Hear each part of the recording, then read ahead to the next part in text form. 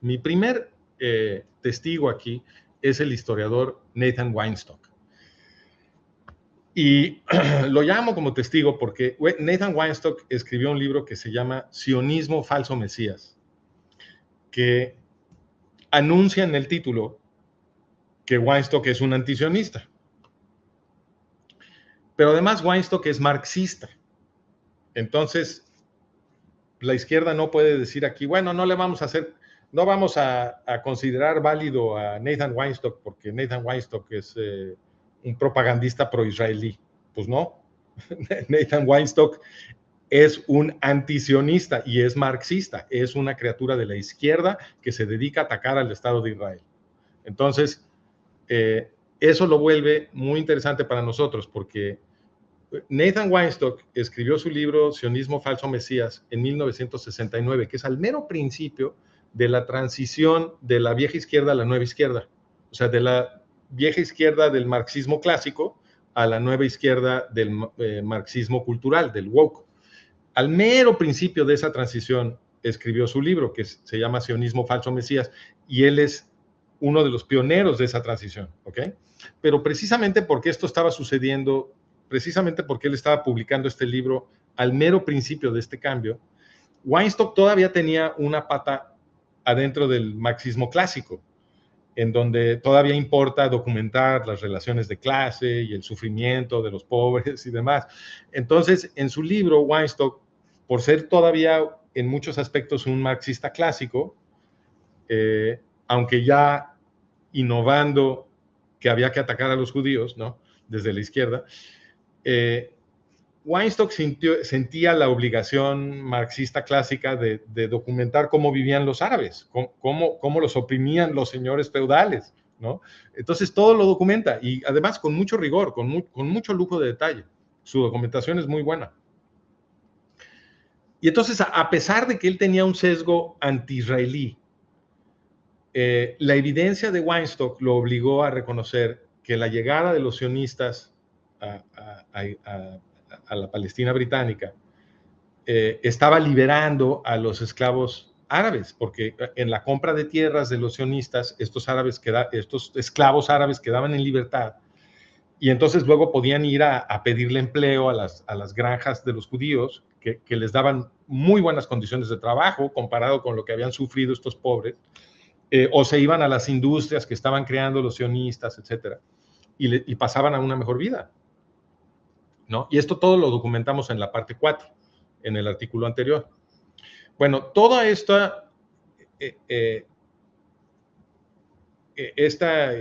documentación que junta Weinstock lo convence también de que el nacionalismo árabe, lo que llaman el movimiento árabe palestino, en realidad era un espejismo de los aristócratas árabes, o sea, de los mismos opresores de todos estos pobres diablos, de todos estos esclavos árabes.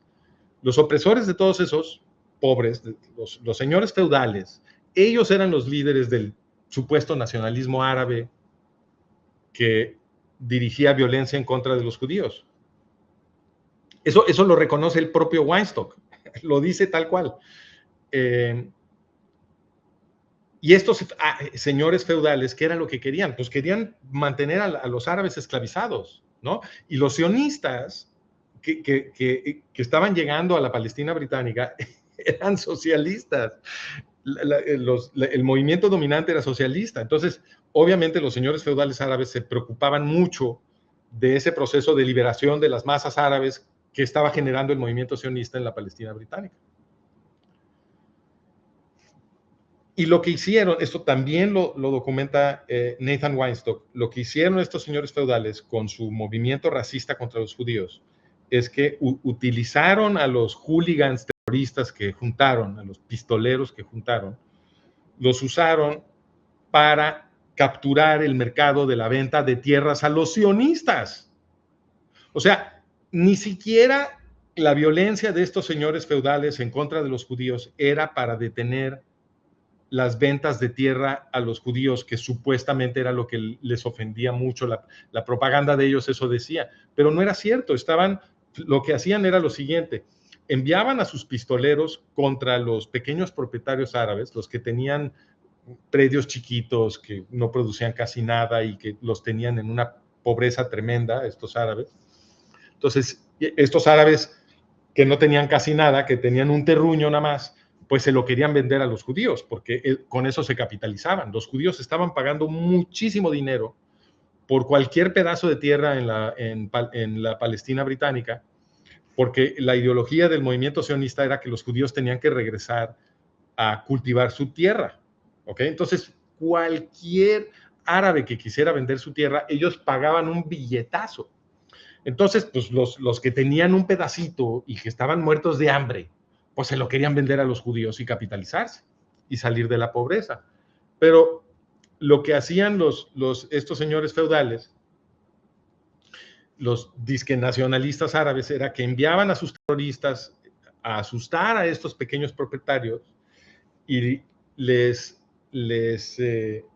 decían, mira, hay de ti si le vendes tu predio a los judíos, porque vamos a venir a matarte a ti y a toda tu familia. Y entonces pues los aterrorizaban. Y luego les decían, no, pero si nos lo quieres vender a nosotros, te lo compramos.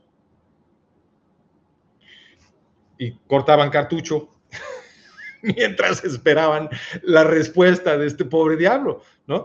Y entonces pues, ¿qué hacía? Pues, pues para protegerse, pues les vendía su terreno a un precio obviamente miserable, y luego estos lo que hacían era que consolidaban muchos de estos pequeños predios en latifundios más grandes y se los vendían a los judíos, a esos precios exorbitantes que estaban pagando los judíos por la tierra, y se hinchaban de dinero los mismos señores feudales que ya estaban oprimiendo a los árabes. No tenían el movimiento árabe palestino no tenía nada que ver con defender a los árabes, por el contrario, era un movimiento criminal que les estaba robando sus tierras para enriquecerse, y no tenían nada que ver con defender tierra, ¿ok? No tenía nada que ver con eso, simplemente era un movimiento racista contra los judíos, porque estaban ofendidos de que a los judíos se les ocurriera que podían ser iguales, que podían tener su propio estado, ¿ok? Bueno.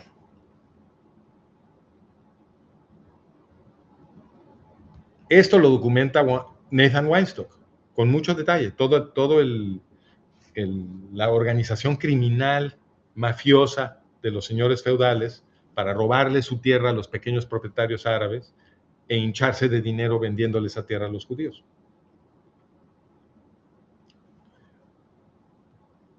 Ahora bien, precisamente porque los judíos sionistas le traían tantos beneficios a los árabes de a pie, porque los estaban liberando de la esclavitud indirectamente y les estaban dando empleo, mejores condiciones de vida,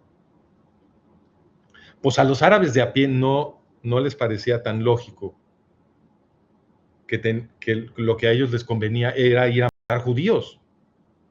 Entonces, costaba mucho trabajo a Haj Amin al-Husseini, que era el principal jefe de todo esto, era el gran muftí de Jerusalén, ¿ok? Y era el líder de este disque nacionalismo árabe. Le estaba costando mucho trabajo a Husseini convencer a los árabes de a pie a salir a matar judíos. Entonces, lo que termina haciendo este Husseini y sus otros gángsters árabes terminan aterrorizando a los propios árabes con violencia contra los árabes para forzarlos a matar judíos. ¿Ok? Les voy a leer una cita del historiador Kenneth Levin sobre esto. Dice, cito, durante la revuelta árabe de 1936 a 39, esta es una serie de ataques terroristas y huelgas y disturbios que organiza Husseini, que en ese periodo lo bautizaron la revuelta árabe. Entonces dice, durante la revuelta árabe de 1936 a 39, las guerrillas de Haj Amin al-Husseini estaban ejecutando traidores, lo pone traidores entre comillas, pero al mismo tiempo un pariente cercano del muftí Husseini, un primo, estaba haciendo un negocio furioso precisamente con esas transacciones supuestamente criminales. Pero con una diferencia importante, porque esta persona le amenazaba a los pequeños propietarios, compraba los predios por precios miserables y luego le vendía esos mismos predios a los judíos a precios altísimos. En otras palabras, la propaganda hipernacionalista se convirtió en una industria lucrativa, inclusive un negocio mafioso estilo americano para los aristócratas árabes. Termina cita. Perdón, esta es una cita de Nathan Weinstock. Dije Kenneth Levin, discúlpeme. Esta es una cita de Nathan Weinstock, o sea, este es el antisionista. Este es el antisionista documentando que el movimiento árabe palestino era una mafia criminal. ¿Ok? Bueno. Lo que les decía, ahora sí voy perdón, no, todavía no voy a Kenneth Levin, discúlpenme. Ahorita les platico eso. Bueno, Weinstock, el historiador antisionista, también explica, él mismo confiesa que el combustible de este movimiento disque árabe, palestino, nacionalista, para producir toda esta violencia contra los judíos, el combustible de esto era racismo, él mismo lo dice. O sea, realmente es un libro extraordinario, el libro de Weinstock, porque él está tomando partido con los árabes contra el Estado de Israel, y sin embargo, como hizo una investigación rigurosa desde el punto de vista historiográfico, pues te tiene que decir todas estas cosas. Y entonces lo voy a citar sobre el racismo, dice, abro cita, el movimiento anticolonialista palestino estaba deformado por racismo. La lucha nacional distorsionada se expresaba en eslóganes antijudíos, como por ejemplo, Palestina es nuestra tierra y los judíos son nuestros perros, seguido de ataques contra los transeúntes judíos y los dueños de tiendas y al final en violencia de masas no disímil a los pogromos que ya conocemos. Termina cita.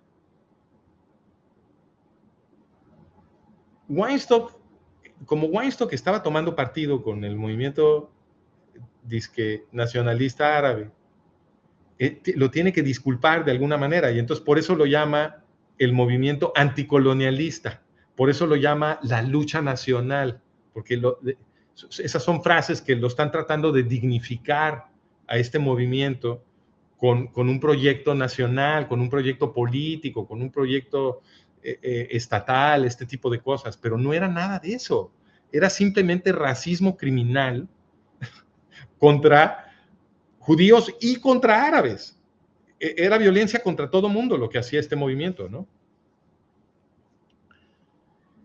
Y la forma de hablar de Weinstock no se vale llamarlo un movimiento anticolonialista, porque para llamarlo un movimiento anticolonialista, cuando están matando judíos, tendrías que poder decir, por lo menos, que los judíos estaban aliados con los británicos contra los árabes.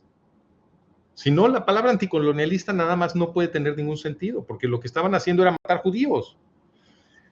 Y resulta que en la realidad es que los británicos estaban aliados con los árabes contra los judíos. Entonces el movimiento árabe no podía ser anticolonialista, estaba aliado con los colonialistas británicos.